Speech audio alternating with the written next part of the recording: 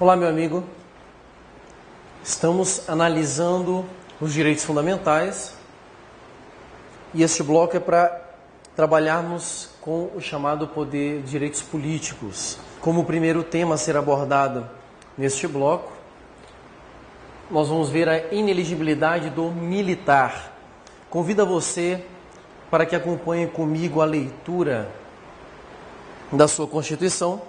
No parágrafo 8º, o militar alistável é elegível, atendidas as seguintes condições. Se contar menos de 10 anos de serviço, deverá afastar-se da atividade. Se contar mais de 10 anos de serviço, será agregado pela autoridade superior e, se eleito, passará automaticamente no ato da diplomação para a inatividade. Pois bem, nós temos aqui este parágrafo que fala sobre a elegibilidade militar.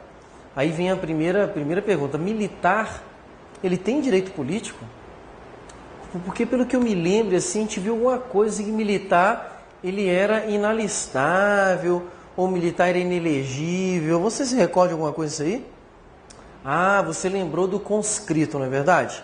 Então, o conscrito é uma espécie de militar que possui algumas restrições em relação aos direitos políticos. Ele não pode se alistar, ele não pode se eleger, ele não pode sequer votar. Mas existem militares que têm direitos políticos. Existem militares que são elegíveis. E quem são esses militares? São aqueles militares que são de carreira, não estão naquele serviço militar inicial. São de carreira. Daí o motivo pelo qual a Constituição regulou duas possibilidades para esses militares. Falou, olha, se você tem menos de 10 anos, você tem que se afastar do cargo, se você quiser se eleger. Se você tiver mais de 10 anos, você fica agregado e, se eleito, você vai para a inatividade. São duas regras que têm como parâmetro 10 anos. E por que esses 10 anos, Daniel? De onde tirar esses 10 anos?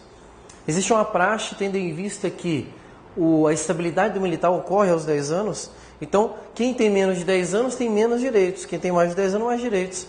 Daí esta diferenciação feita pela Constituição. Que se você perceber, para aquele que tem mais de 10 anos, se ele for eleito, ele vai para a inatividade. E o que é inatividade? A inatividade é como se fosse a aposentadoria do militar.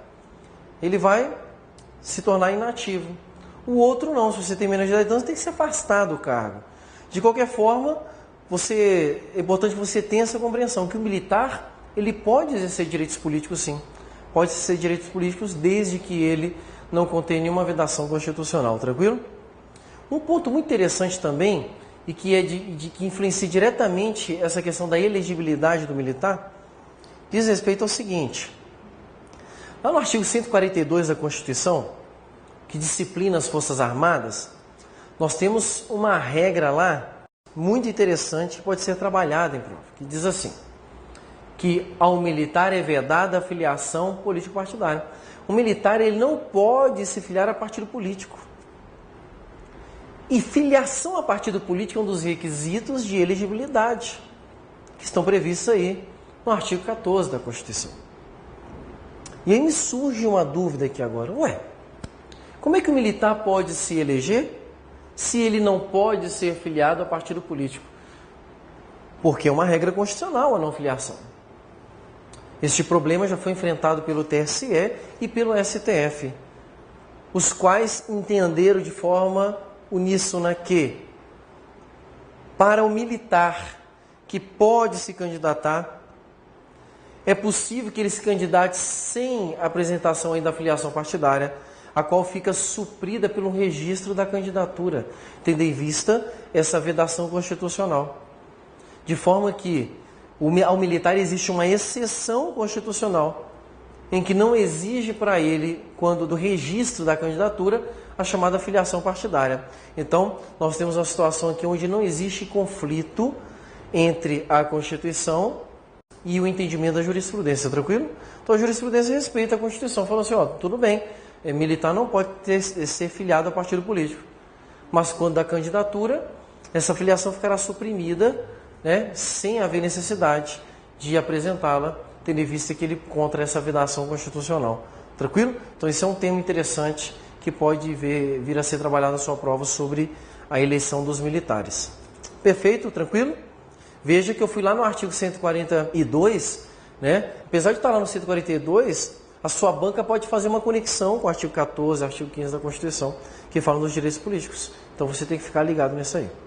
Beleza? Vamos para mais um tema então? Próximo tema aqui, que eu quero ler com vocês, é o parágrafo 9º. Parágrafo 9º do artigo 14, onde nós temos aqui um detalhe muito interessante que pode ser trabalhado aí na sua prova. Lei complementar estabelecerá outros casos de inelegibilidade e os prazos de sua cessação, a fim de proteger a probidade administrativa, a moralidade para o exercício do mandato, considerada a vida pregressa do candidato, e a normalidade e legitimidade das eleições, contra a influência do poder econômico ou abuso do exercício de função, cargo ou emprego na administração direta ou indireta. Daniel, entendi nada deste parágrafo 9º. O que você quis dizer com isso aqui? Eu li esse parágrafo 9º com você por causa de um detalhe apenas, e isso você não pode esquecer. A Constituição afirma que é possível que uma lei complementar crie novas possibilidades de inelegibilidade. Só por isso que eu li o parágrafo 9º. E isso se torna uma questão bacana para a sua prova. E por que ele é bacana? Porque a jurisprudência ela tem o seguinte entendimento. Tendo em vista que a Constituição permite que lei complementar crie novas possibilidades de inelegibilidade, a jurisprudência fala assim, olha, ela pode até criar, mas só pode criar inelegibilidade relativa. Então, não é possível que lei complementar crie inelegibilidade absoluta. Inelegibilidade absoluta é privativa essa criação pela Constituição Federal. No que tange inelegibilidade relativa, é possível sim a sua criação por meio de lei complementar. Cuidado com isso na sua prova, porque eles gostam de ficar brincando ali com lei ordinária, lei complementar, como se fosse a mesma coisa. E não são. Cada um tem uma particularidade que diferencia uma da outra. Então você tem que se lembrar que a Constituição permite que a lei complementar crie outras hipóteses de inelegibilidade, desde que sejam inelegibilidades relativas. A título de exemplo, nós temos aí a Lei Complementar número 64, que cria algumas hipóteses de inelegibilidade. E temos também uma chamada Lei da Ficha Limpa, que também cria hipótese de inelegibilidade. Inclusive, aproveito para em seguida, já fazemos aqui uma observação sobre este princípio da anterioridade eleitoral. Aí eu te convido, só para pegar esse gancho da Lei da Ficha Limpa, eu te convido para que a gente possa ler aí o artigo 16 da Constituição, para que eu possa fazer um comentáriozinho breve. Acompanhe na tela, artigo 16. A lei que alterar o processo eleitoral entrará em vigor na data da sua publicação, não se aplicando à eleição que ocorra até 1 ano da data de sua vigência. Veja que interessante aqui. Este artigo 16, ele é chamado pela doutrina de princípio da anterioridade eleitoral. E o que significa isso? O princípio da anterioridade é um princípio que tem aplicabilidade em várias áreas do direito, cada um com sua especificidade. E ele tem um objetivo muito claro. Anterioridade é um princípio de segurança jurídica. Ou seja, a pessoa que utiliza a lei, que é beneficiário da lei, ele não pode ser pego de surpresa com a mudança legislativa. Por conta dessa razão, é que a Constituição exige que, no que tange a processo eleitoral, uma lei que modifique o processo eleitoral só poderá entrar em vigor 1 ano após a sua vigência ou a sua publicação.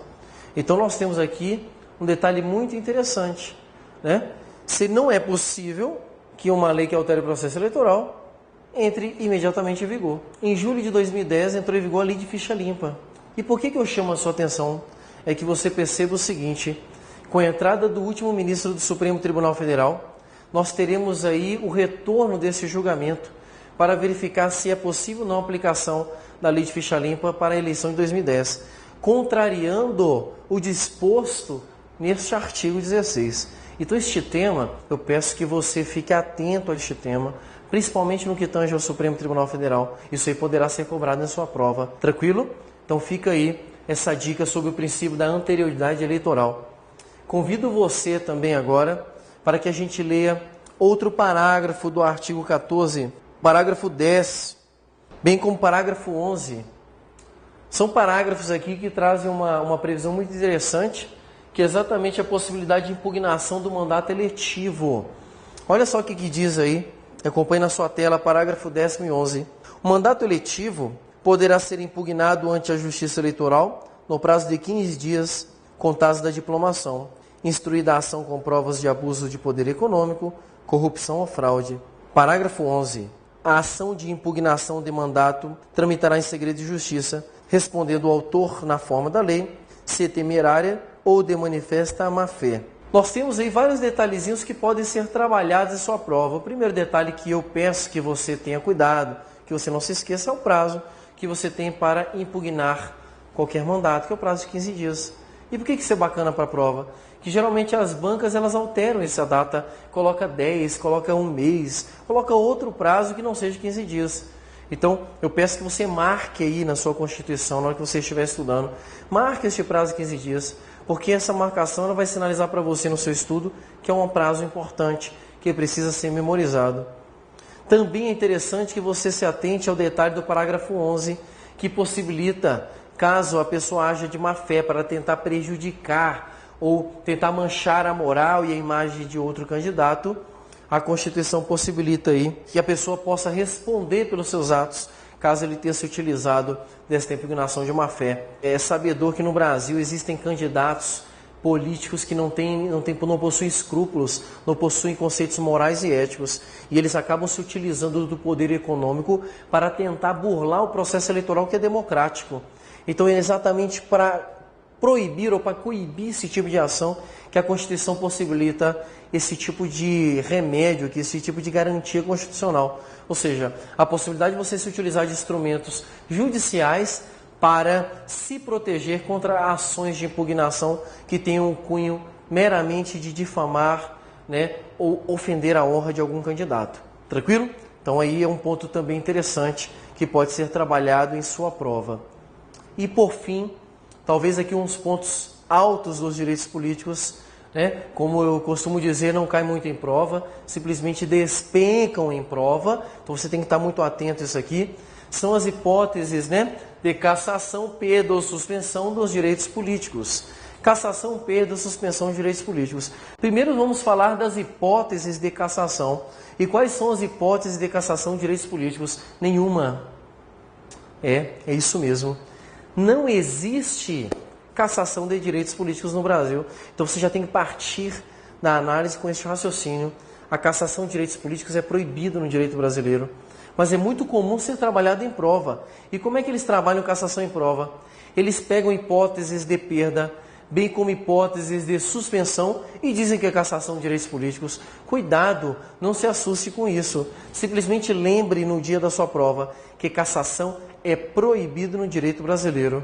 Perfeito? Pois bem, Daniel, quais são as hipóteses de perda e quais são as hipóteses de suspensão?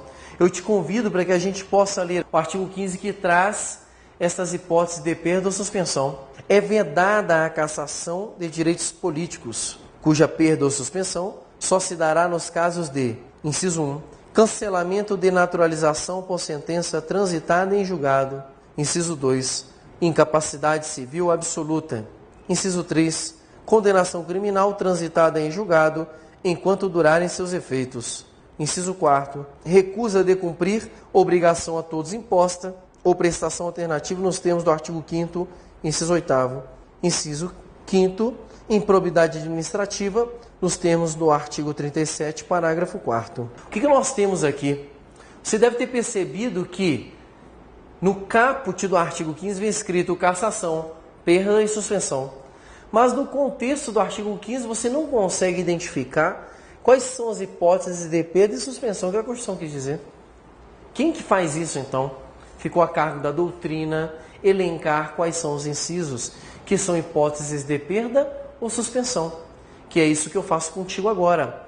Nós vamos relendo cada inciso e à medida que eu vou fazendo comentários, vamos trazendo para você quais são os incisos que são perda e quais são aqueles que são suspensão, que são questões que já foram cobradas em prova. Inciso 1º diz, cancelamento de naturalização por sentença transitada em julgado. O que você acha? Isso aqui é perda ou suspensão? Ora, cancelamento de naturalização não tem outra coisa a não ser perda. E por que perda? Se eu cancelo naturalização, eu cancelo o vínculo principal entre o indivíduo e o Estado. Ora, se o indivíduo não tem mais ligação com o Estado, muito menos ele poderá ter direitos políticos no Estado. Concorda comigo? Então, cancelamento de naturalização sempre importará em perda dos direitos políticos. Tranquilo? Perda dos direitos políticos. Inciso 2. Incapacidade civil absoluta. Incapacidade civil absoluta, perda ou suspensão. É muito fácil o candidato se enganar na incapacidade civil absoluta, principalmente quando ele raciocina, opa, incapacidade civil absoluta? Já pensa logo em perda, porque vê o termo absoluto e fala, se é absoluto, perdeu os direitos políticos. Não. Incapaz civilmente de forma absoluta não é perda dos direitos políticos, e sim suspensão. É suspensão dos direitos políticos por um motivo muito simples. É possível que você retorne à sua capacidade civil plena. Sendo incapaz de forma absoluta, é possível que você retorne à sua capacidade civil plena. Aí você pensa assim comigo, Daniel, eu não consigo vislumbrar uma possibilidade de socorrer. É muito simples, é só você pensar no seu final de semana. Meu final de semana, o que tem a ver com isso? Você se lembra naquele sábado à noite, enquanto você saía daquele showzinho, ou daquela boate, ou da festa do amigo, em que você tinha tomado tanta cachaça, que você teve que ser carregado pelos seus colegas, e você ficou caído no chão, na calçada da sua casa. Se não fosse a sua mamãezinha querida te pegar e levar para dentro, te dar aquele banho de ducha com mangueira de bombeiro e depois te dar um café, você jamais seria a mesma pessoa. Eu te pergunto, enquanto você estava completamente embriagado e como alcoólico, você tinha algum tipo de capacidade civil? Não. Naquele momento, sua capacidade era completamente nula. Você era, então, um incapaz civil de forma absoluta. Se você fizesse alguma atitude, assinasse algum contrato, esse contrato não teria validade alguma, porque você não estava no seu pleno vigor, na sua plena capacidade de se portar. Pois bem, você foi lá, tomou o banhozinho que a mamãe te deu e tomou um cafezinho maravilhoso que só sua mãe faz. Você voltou ao normal? É lógico que sim. Depois de vomitar até as tripas, você agora é uma nova pessoa e volta a ter a sua capacidade civil. Percebeu? Incapacidade civil absoluta, então, é a hipótese de suspensão dos direitos políticos e não de perda dos direitos políticos. Tranquilo? Vamos então para mais um aqui. Condenação criminal transitada em julgado enquanto durarem os seus efeitos. E aí, companheiro, o que você acha? Este inciso aqui é uma hipótese de perda ou suspensão dos direitos políticos? Condenação criminal. Condenação criminal é a hipótese de suspensão dos direitos políticos. E por que suspensão dos direitos políticos? Porque a própria Constituição diz que essa suspensão ocorre enquanto durar os efeitos da condenação. Ora, se ela tem previsão de término, não pode ser perda, tem que ser suspensão. É uma hipótese de suspensão dos direitos políticos. Uma suspensão que durará enquanto durar os efeitos da pena. Tranquilo? Então, o camarada foi condenado, suspensão dos direitos políticos. Aí eu te faço uma pergunta bacana que pode ser trabalhada em sua prova. Imaginemos que uma pessoa tenha recebido uma condenação criminal e esta condenação criminal tenha gerado uma pena daquelas do tipo restritiva de direito. Aquele tipo de pena como, por exemplo, pague 5 cestas básicas e pronto, está feita a sua pena. Tranquilo? Você compreendeu o exemplo? Eu te pergunto, se a condenação criminal dele gerasse uma pena de pagamento de cestas básicas, eu pergunto para você, este camarada teria seus direitos suspensos ou não? Veja bem, ele não foi preso, né? Ele só teve que pagar umas cestas básicas. Neste caso, incorre em suspensão dos direitos políticos ou não? É claro que sim. Eu até imagino que você tenha pensado, não, Daniel, se ele fica em casa, tem a vida normal, não vai ter suspensão de direitos políticos. Mas olha só, veja a Constituição. A Constituição não entrou no mérito de qual tipo de pena que foi aplicada ao camarada. Simplesmente ele falou condenação criminal. Qualquer que seja a condenação criminal, ainda que gere uma pena restritiva de direito, ocorreu condenação criminal, você terá seus direitos políticos suspensos. Ficou claro isso aqui? Questãozinha muito legal que pode ser trabalhada em sua prova. Vamos para mais um inciso. Recusa de cumprir obrigação a todos imposta ou prestação alternativa nos termos do artigo 5º, inciso 8º. Este dispositivo, ele apresenta a famosa escusa de consciência. O que é escusa de consciência? É quando o indivíduo ele deixa de cumprir uma obrigação imposta a todos e, ao mesmo tempo, ele deixa de cumprir uma prestação alternativa fixada em lei. A Constituição Federal diz que se o camarada recusar as duas obrigações, a obrigação principal e a acessória, ou a alternativa, ele terá os seus direitos políticos restringidos. Ocorre que, conforme os demais dispositivos, a Constituição não determinou se aqui seria um caso de perda ou suspensão, que é o problema que a gente tem enfrentado em cada um dos incisos. E aí a doutrina foi piorar a situação. Ao invés de dizer, é perda ou suspensão, a doutrina ficou dividida. Então hoje nós temos um grande problema para uma prova de concurso público em relação a este tema. Qual que é o problema? A doutrina, parte entende que é perda dos direitos políticos, parte entende que é suspensão. Até pouco tempo, era como se encontrar em provas de concurso público perguntas sobre isso com resposta à suspensão, que é a doutrina mais moderna, a doutrina eleitoral. Agora, nós temos posicionamento já consolidado na maior parte das bancas de concurso público, ou seja, a minha sugestão para você é que você assinale a sua prova perda dos direitos políticos. Por que é perda? A maior parte das bancas adota o professor José Afonso da Silva como doutrina de pilar na parte de direito constitucional. Isso nós podemos falar aí por várias bancas de concurso público. Então, o professor José Afonso da Silva é o grande precursor da ideia de perda dos direitos políticos para a escusa de consciência. Mesmo havendo previsão na lei que regulamenta o serviço alternativo ao serviço militar obrigatório, e lá está previsto que é suspensão de direitos políticos, a doutrina do direito constitucional consolidado pelo professor José Afonso e todos que o seguem, entende que é perda dos direitos políticos. E as bancas estão trazendo isso como resposta certa. Isso que me deixa mais agoniado é que elas não estão anulando essa questão. Então, se eles não anulam, a nossa sugestão para que você marque perda dos direitos políticos na sua prova. Mesmo assim, se porventura você errar e se eles mudarem o posicionamento de novo, mete um recurso contra essa questão aí para a gente brigar até um dia as bancas terem uma segurança jurídica maior ao abordar o tema. Então, caiu escusa de consciência na sua prova, marque perda dos direitos políticos. Essa é a minha sugestão para você, beleza? Vamos ver então o próximo aqui? Próximo inciso, olha ele na sua tela. Improbidade administrativa nos termos do artigo 37, parágrafo 4º. Ora, improbidade administrativa só pode ser suspensão dos direitos políticos. Suspensão dos direitos políticos. Desta forma, finalizando aqui, eu defendo a ideia de que existe apenas uma hipótese de perda dos direitos políticos, aqui no artigo 15, que seria a hipótese do inciso 1º. As demais, estamos todas diante de outras hipóteses de suspensão dos direitos políticos. Ficou claro isso aqui para você? Tranquilo? Desta forma, a gente finaliza aqui mais este bloco sobre direitos políticos. Perfeito? Até a próxima.